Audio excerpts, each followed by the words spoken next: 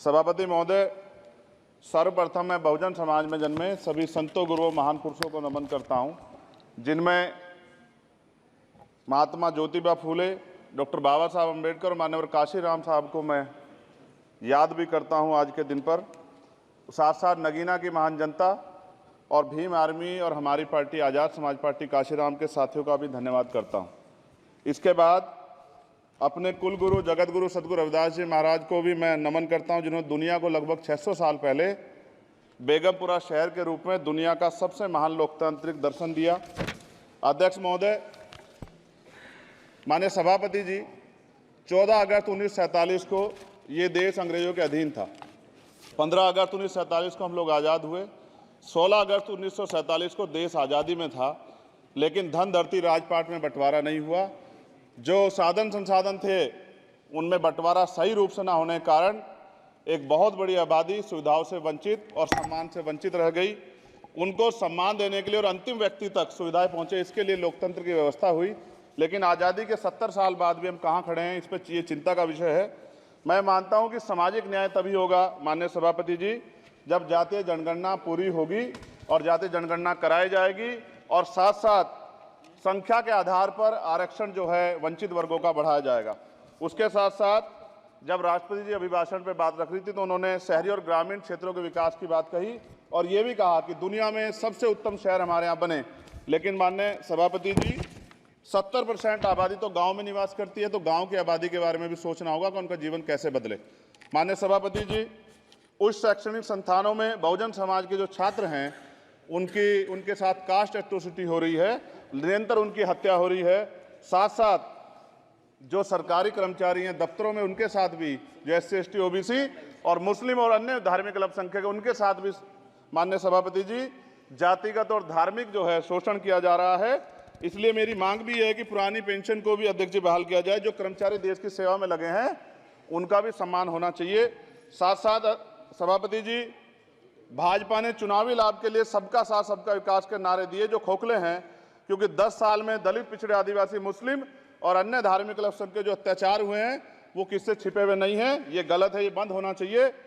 सभापति महोदय जी, महामहिम राष्ट्रपति जी के अभिभाषण में निजी क्षेत्रों में SC ST OBC को रिजर्वेशन देने का कोई उल्लेख नहीं हुआ है, जो कि आज चर्चा का विषय, क्योंकि 98% प्राइवेट सेक्टर है, 2% सरकारी सेक्टर है, तो 98% प्राइवेट सेक्टर में भी हमारी हिस्सेदारी की बात होनी चाहिए।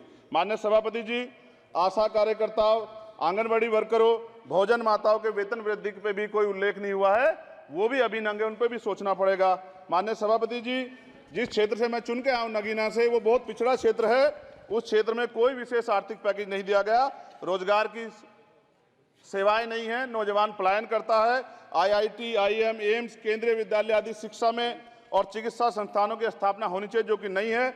और माननीय सभापति जी, मानसून सत्र आ गया है, मेरा क्षेत्र बाढ़ से बहुत प्रभावित है, इसलिए मैं आपसे आग्रह करूंगा कि वहां के लोगों को बाढ़ से निजात दिलाई जाए।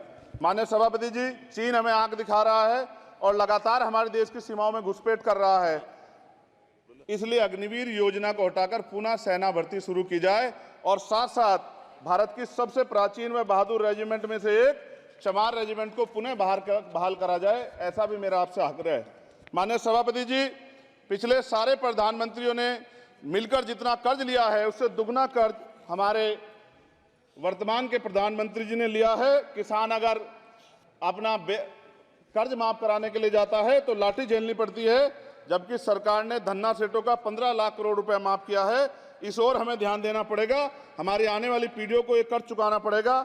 माननीय सभापति महोदय जी, किसानों को MSP की लीगल गारंटी तथा किसानों का कर्ज माफ होना चाहिए। साथ साथ 2 अप्रैल 2018 को SC ST के बच्चों पे बहुत बड़े पैमाने पे मुकदमे लगे थे, वो हमारी लड़ाई सही थी, ये सुप्रीम कोर्ट ने माना और बाद में सरकार ने माना, वो मुकदमे तुरंत वापस होने चाहिए। माननीय सभापति जी, प्रेस जो है उस पर भी शिकंजा कसा जा रहा है। जो पत्रकार सरकार के खिलाफ बोलता है नौकरी से हाथ धोना पड़ता है, और सोशल मीडिया हमारा हथियार है, उस पर तरह तरह के प्रतिबंध लगाए जा रहे हैं और विरोध करने वालों को सोशल मीडिया हैंडल भी सस्पेंड करा दिए जा रहे हैं। साथ साथ सभापति जी, पेपर लीक और परीक्षाओं के कैंसिल होने से देश के नौजवानों का भविष्य खतरे में है। नीट, यूपी सिपाही भर्ती सभापति जी और 69,000 शिक्षक भर्ती में आरक्षण घोटाला हुआ है, कोई पूछने वाला नहीं। खून के आंसू रो रहे हैं बच्चे, बेरोजगारी का दंश युवा झेल रहे हैं। इसलिए मेरा आग्रह है कि युवाओं के लिए कृपया समाप्त करें चंद्रशेखर जी। माननीय सभापति जी, मैं पहली बार बोल रहा हूं, आप कहेंगे मैं बैठ जाऊंगा, मैं आपकी बात, मैं संवैधानिक मर्यादा का पालन करूंगा, मगर हम तो माननीय सभापति जी सुन ही रहे हैं। आप बोलिए, 1 मिनट। धन्यवाद, धन्यवाद। 1 मिनट और बोलिए। अध्यक्ष सभापति जी, नारी सम्मान की बात करने वाली सरकार, हमने मणिपुर देखा सर, हमने पहलवान बेटियों का हर्ष देखा सर, और हमने सर हाथरस की बेटी का हर्ष देखा सर, और हाथरस के परिवार को जो वादा किया था सरकार ने वो भी पूरा नहीं किया। और महिलाओं में भी, स्पेशली दलित, पिछड़े और मुस्लिम वर्ग की, आदिवासी वर्ग की महिलाओं के साथ आज भी एनसीआरबी का डाटा कहता है सर जो जुल्म हो रहा है वो सहनीय नहीं है सर। साथ साथ कोविड में तैरती, हमने कोविड में बहुत सुना सर, कोविड में तैरती लाशें भी गंगा में हमने देखी है सर, और मजदूरों का हाल भी हमने देखा है। सभापति जी, बस सब समाप्त कर रहा हूं। नोटबंदी पे छोटे मजले उद्योग की जो कमर टूटी वो भी हमने देखी है। सभापति जी, शैक्षणिक संस्थानों, विश्वविद्यालयों में, चिकित्सा संस्थानों में ओबीसी एसटी के योग्य अभ्यर्थी को एनएफएस करके जिस तरह निकाला जा रहा है, लेटरल एंट्री करके जिस तरह हमारे रास्ते बंद किए जा रहे, ये भी हम देख रहे हैं सभापति जी।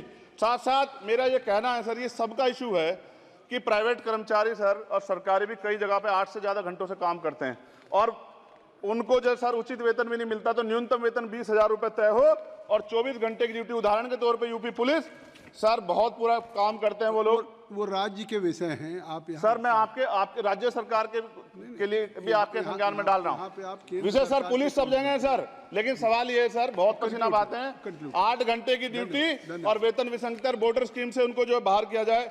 माननीय सभापति जी, 1 मिनट चाहिए सभापति जी। राष्ट्रपति जी ने धर्म के बारे में बात की थी, राम मंदिर से पहले हमारे गुरुघर तुगलकाबाद का फैसला आया था राष्ट्रपति जी, वो सभापति जी अभी तक दिल्ली में स्थित सदगुरु रविदास जी महाराज का गुरुघर नहीं बना। साथ साथ सभापति जी, अपनी बात को खत्म करते हुए मैं आपसे कहना चाहता हूं कि जितना देश दूसरों का है सर, इतना हमारा भी है। हम मरने के लिए पैदा नहीं हुए, जो चाहता है हमारी हत्या कर देता है। मूछें रखने पे, घोड़ी पे बैठने पे, मटकी छूने पे हमारी हत्या हो रही है। क्या बदला है सर 70 साल बाद भी? दलित, पिछड़े, मुसलमानों पे हिंसा नहीं रुक रही है सर। मेरा आपसे संरक्षण के साथ ये आग्रह है कि इन घटनाओं को रोका जाए, और देश किसी की बपोती नहीं है, देश संविधान से चलता है सर, और संविधान से चलेगा। संविधान छेड़खानी बर्दाश्त नहीं की जाएगी सर। धन्यवाद। ಕೂತಲ್ಲೇ ಕಾಸು ಮಾಡಬೇಕಾ? ಸ್ಟಾಕ್ ಮಾರ್ಕೆಟ್ ಟ್ರೇಡಿಂಗ್ ಮಾಡ್ತೀರಾ? ನಿಮಗೆ ಪ್ರಾಫಿಟ್ ಪಕ್ಕಾ fix. Stock fact app download ಮಾಡಿಕೊಳ್ಳಿ. Basic to advance stock expert ನೀವಾಗ್ತೀರಿ. 3 ಮಂತ್ಸ್ ಕಂಪನಿಗಳ ರಿಸಲ್ಟ್, ಕ್ರೆಡಿಟ್, ಇನ್ಕಮ್ ಎಲ್ಲವೂ ನಿಮ್ಮ ಅಂಗೈಯಲ್ಲಿ. ಟೆಕ್ನಿಕಲ್ ಮಾಹಿತಿ, ಕ್ಯಾಂಡಲ್ ಸ್ಟಿಕ್, ಇಂಡಿಕೇಟರ್ಸ್ ಮಾಹಿತಿನೂ ನಿಮಗಿರುತ್ತೆ. Fundamental plus technical pin to pin details ನಿಮಗೆ ಸಿಗುತ್ತೆ. Market analysis ಕಲಿತೀರಾ? ಷೇರು ಮಾರುಕಟ್ಟೆ ಅಡ್ವಾನ್ಸ್ ಡೀಟೇಲ್ ನಿಮಗೆ ಸಿಗುತ್ತೆ. ಮಾರ್ಕೆಟ್ ಹಣ ಮಾಡೋ ಟ್ರೆಂಡ್ ಕ್ಷಣ ಕ್ಷಣಕ್ಕೂ ಅಪ್ಡೇಟ್ ಆಗುತ್ತೆ. ಷೇರು ಪರ್ಚೇಸ್, ಫ್ಯೂಚರ್ ಆಪ್ಷನ್ಸ್, ಹೂಡಿಕೆಗೆ ಬೆಸ್ಟ್ ಮೆಂಟರ್ ಈ ಸ್ಟಾಕ್ ಫ್ಯಾಕ್ಟ್ ಆಪ್.